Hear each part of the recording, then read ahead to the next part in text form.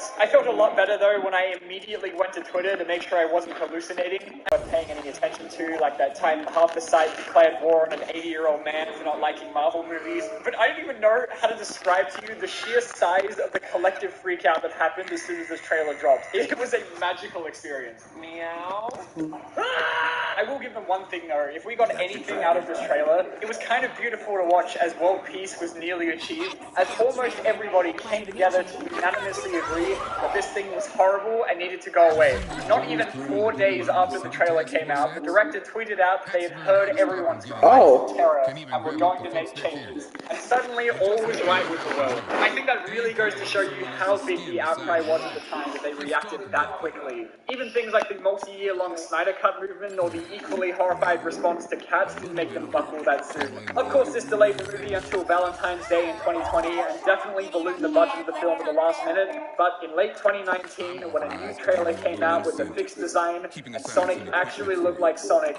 I think a lot more people, myself included, were suddenly on board and, dare I say, character of the movie. Now, there had been this whole conspiracy that was going around that, like, the whole thing was done as a marketing stunt, but, like, I don't know, dude. The fact that there'd been, like, a whole bunch of pre-production stuff leaked with the original Gremlin Sonic, like, toys and unfinished scenes, a concept poster with Chris Pratt with a design that is the proof we need that Paramount was just genuinely insane. But see, now it just leaves me with so many questions. Like, how much of the movie did they change after they redesigned him? Would we have seen the original Sonic floss? Is there something wrong with me that I kind of want to see that? But now, 3 years later, Ugly Sonic has been all but forgotten. Only there to be punchline fodder for late-night talk shows and a beacon of hope. Complaining about something really, really loudly online can actually be used as a force of good sometimes, but only when it's about a series that I like. We really need your help, but we don't have a lot of time. Oh, you want me to go fast? That's Sonic's thing. Ugly Sonic goes.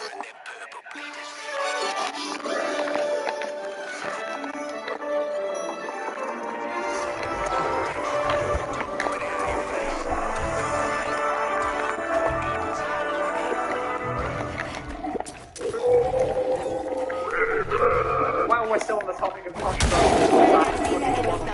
opposite end of the spectrum now, if you ever thought your life was completely meaningless and devoid of any purpose, just remember that there were actually real people who got upset they made Roller Bunny less hot in Space Jam 2.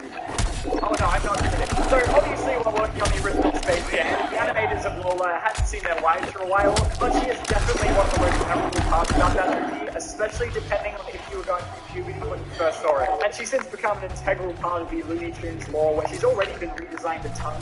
Like, I know her best in the Looney Tunes show, which is always on after school, where she's like a completely different character. But it's obvious that she's someone that's really resonated with people ever since that first movie, and I know this because there are still so many active Lola Bunny hentai subreddits to this day. But when it came to bringing her back to the big screen for the most cash-grab sequel ever made, the director said that after watching the original Space Jam and feeling a bit uncomfortable with how Lola was presented in the movie, he set out to sort of like more appropriately update her for a kid's movie. I had no idea that people would be up in arms about a bunny not coming through. That is a real quote from the film director. The redesigned Lola, voiced by Zendaya of all people, was revealed to the public in a series of promotional stills, and the internet reacted so normally to this information that it was even trending on Twitter for a few days. And all of this for a movie that flopped massively anyway, and I am entirely sure most of you have already forgotten about by now. So that's up to Oh yeah, Metropolis.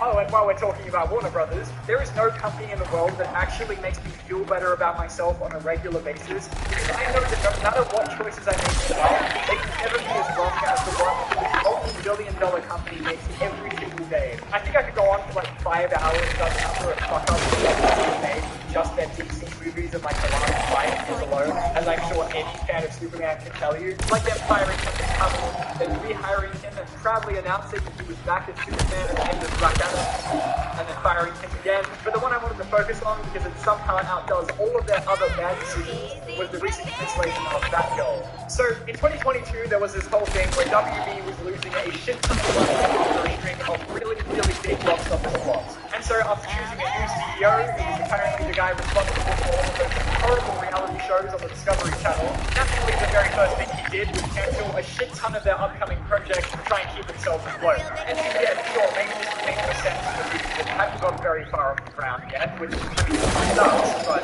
Batgirl though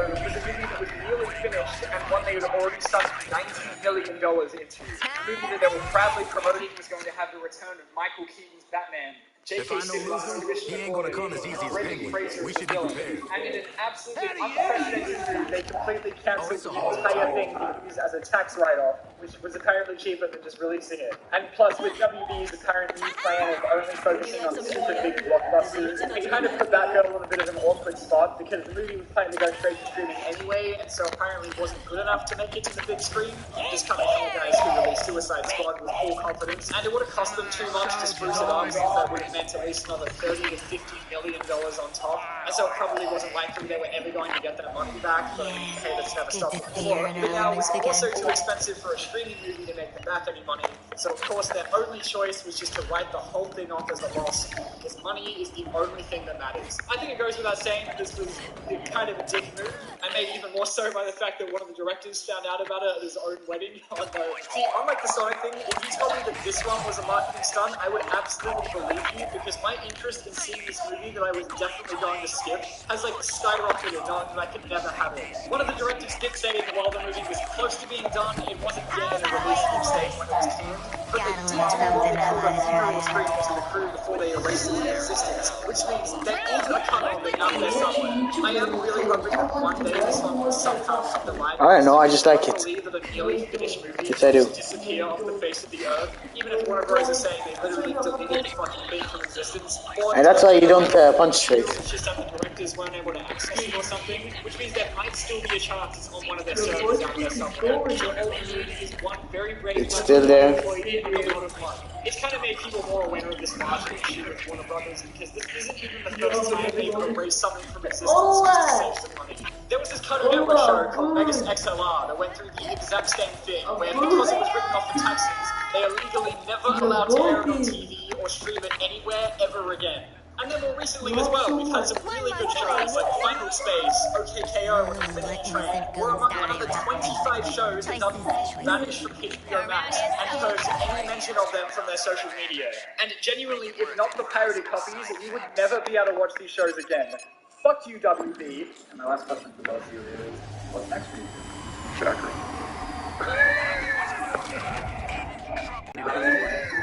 Different times. These days, you know. Now, just like redesigns, casting controversies have been a thing for ages. So many of them have been forgotten about and overshadowed by how great the final product was. Like, did you know there was a whole fuss made over Daniel Craig being cast as James Bond because he was blonde?